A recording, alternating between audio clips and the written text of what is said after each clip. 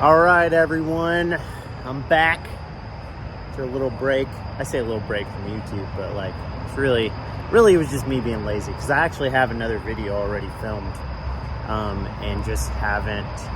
Well, actually, yeah, most of it filmed. I just haven't like done the outro or whatever. So, anyways, but people, I've been like, I just got backsmiths back, so I've been doing those a lot lately, and people have been like requesting the trick tip. Every time I post one, there's like 4 or 5 different people that want a trick tip for it, because it is kind of weird. Like I had to pick Hursk's brain on it. He rips them like super. Dude can hold that trick forever. But I picked his brain, and that's kind of how I figured it out. But yeah, so hopefully I can make this video like kind of short and sweet. I'll do like a little warm up, and then I'll kind of get right into it. So yeah, let's just like I always do, I'll warm up a little bit. I stretched and drank part of a beer, so I should be good. But anyways, all right, let's get into the warm up and get it popping.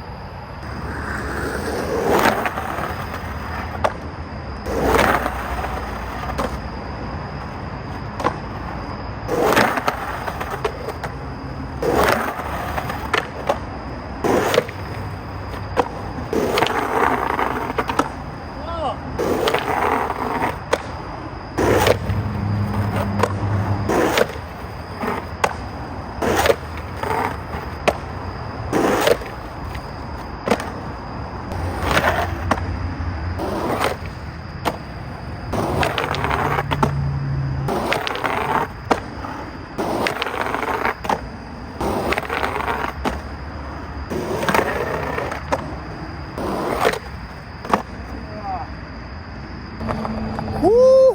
All right, I'm definitely adequately warm.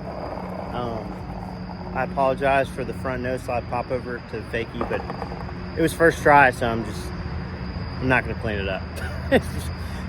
Sometimes that trick like happens real quick, and then sometimes it just fucking doesn't.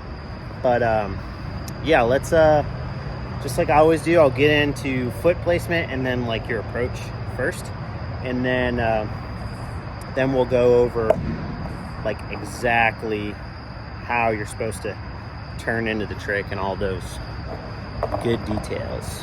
All right, so before I talk about your foot placement, I do want to say that to do this trick, like you want to have a good slappy back 50. I'm not talking about like freaking little baby one. Like I'm talking about like you have the ability to do it every try, and you can get your back truck all the way up on top. Because if you can't get your back truck all the way up on top when you back 50, like if you go back and watch my back 50 trick tip, it's going to be hard to do this trick because your back truck has to get all the way up there. It can't just be like on the edge, like how you cross lock back 50s or whatever if you can't get all the way on. So it really does help to be able to get all the way on if you want to. You might not like doing it like that every try or whatever, but if you have the ability to do that, it definitely helps. So, all right, for foot placement. All right, the way I get into this trick is like, typically, like, you know how I told you guys for back 50s, like you can kind of like have your foot touching the edge of your nose, like right where it slopes up. Once you learn how to back 50 that way, you can move your foot back. So when I back 50 now, I have it like just at those front bolts, and I'll have my toe just like that. So for this trick, I have it exactly the same as I do for back 50s. I'll have it right there, toe kind of hanging off, and then my back foot, dude, I'm telling you, it's just exact same. Exactly like I normally back 50, where it'll be like kind of right here in this pocket, and I'll have a little toe hanging off so I can really dig in. If you need to, you can hang a little bit more off if that helps you push the back end against the curb, but this is my setup. All right, So for approach for this trick, just like when you were learning back 50s, I know I keep saying that, you're gonna want to be like real hard angle, like harder than you normally would, because that forces your back truck to jam up against the curb. So I go at like more than a 45-degree angle when I'm going into it. I'll kind of swerve way out away from the curb and then come in, and then you really have to like be able to figure out your weight shift. Sorry, there's a semi right there. So you have to be able to figure out like how to go from like front to back like real quickly. So like I'll be coming in a hard angle and kind of be like slightly kind of centered, right? But then as soon as I go to whip, I shift back.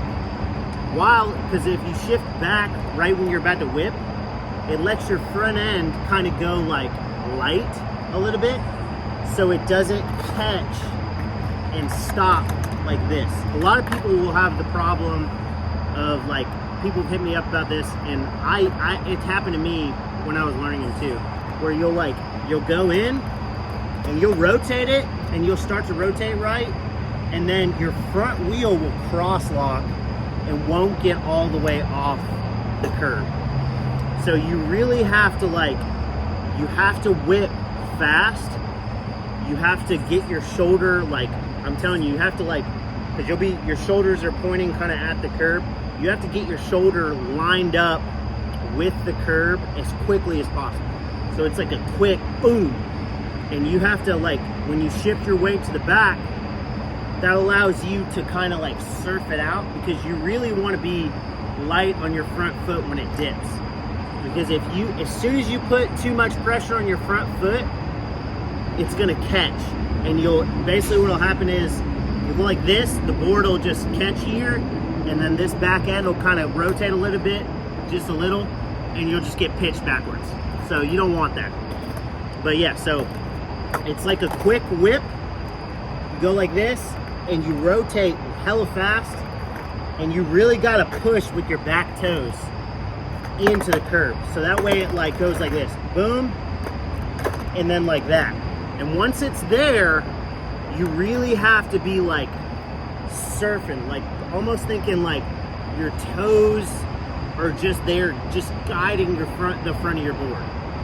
And that's what's gonna be the scariest part, is committing to that lean. You really have to push your board forward, and you can't let your head dip forward. That's the other thing that will stop you, because it's as soon as your head dips over the front of your board, it's just, you can't help it but all of your weight going towards your front foot. So you really got to try to shift back and surf it as much as possible.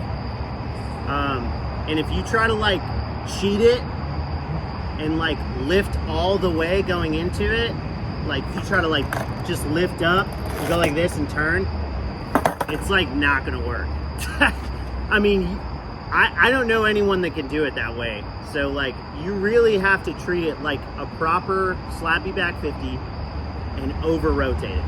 All right, so figure out that concept, and then you should be kind of good to go. But I'm gonna do some, and I'll slow-mo them, and I'll go from a couple different angles, and hopefully this will kind of give you an idea of how to approach it, how to get into it, and all those things. So, all right, one last thing I forgot to say before I get into this is a trick where you're not going to be able to just go slow and play with it and get it to grind. You might get into it and stall it to figure it out, but if you want it to grind, you're gonna have to go faster than you're probably comfortable with.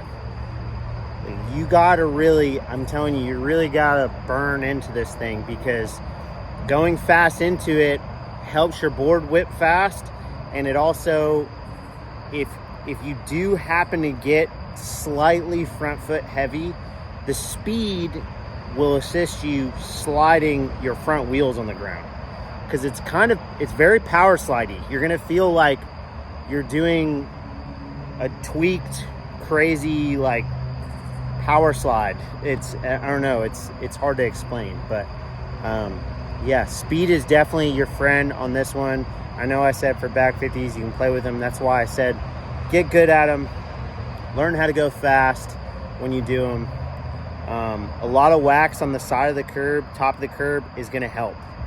Like, if the curb is dry, the side of the curb is dry, you're gonna get bucked. So don't do that. Use some wax, dude. Don't be one of those dudes where you're like too cool for wax. That shit don't work for backsmiths unless you're like some kind of animal like Booznitz. He could probably do it with no wax and like he'd still be hauling ass. And you just go, "Arr!" Anyways. So, all right, let's get into it.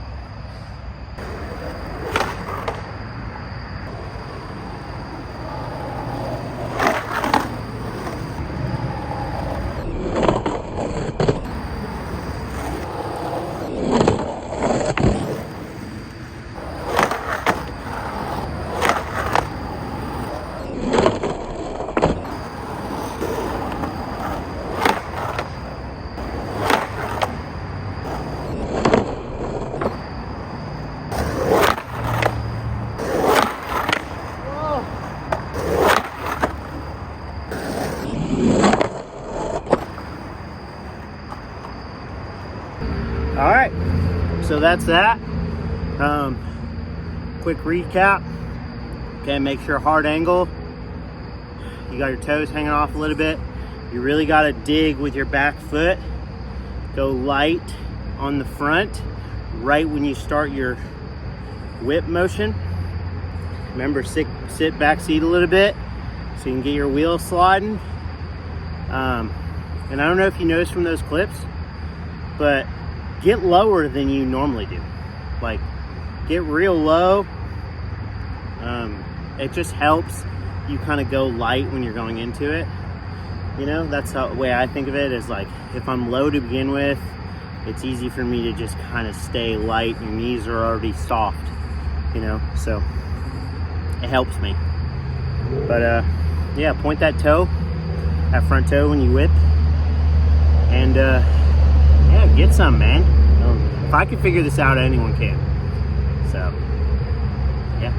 Let me know what you guys want to see next. I'm working on a video right now about going down in board size from my normal board, because I've been trying to practice popping more and doing flip tricks, getting ledges.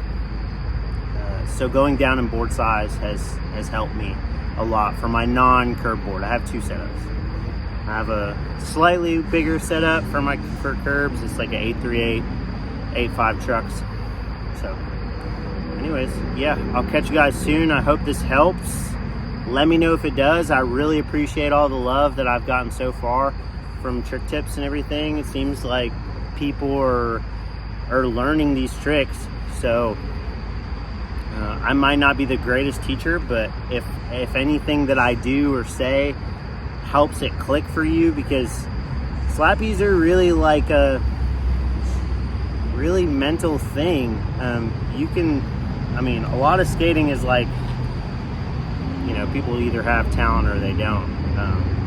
But I feel like slappies, for some of them, you have to be a little bit methodical with it and how you approach it, because it's so different than the rest of skateboarding. It's like you go against everything, you know. You're not popping into any of these grinds. You're just figuring out how to shift your weight and have your shoulders and under rotating or over rotating. So anyways, I'm gonna stop rambling. Go out and get some. Tag me in your clips. Like I said, I do appreciate it. So yeah, later.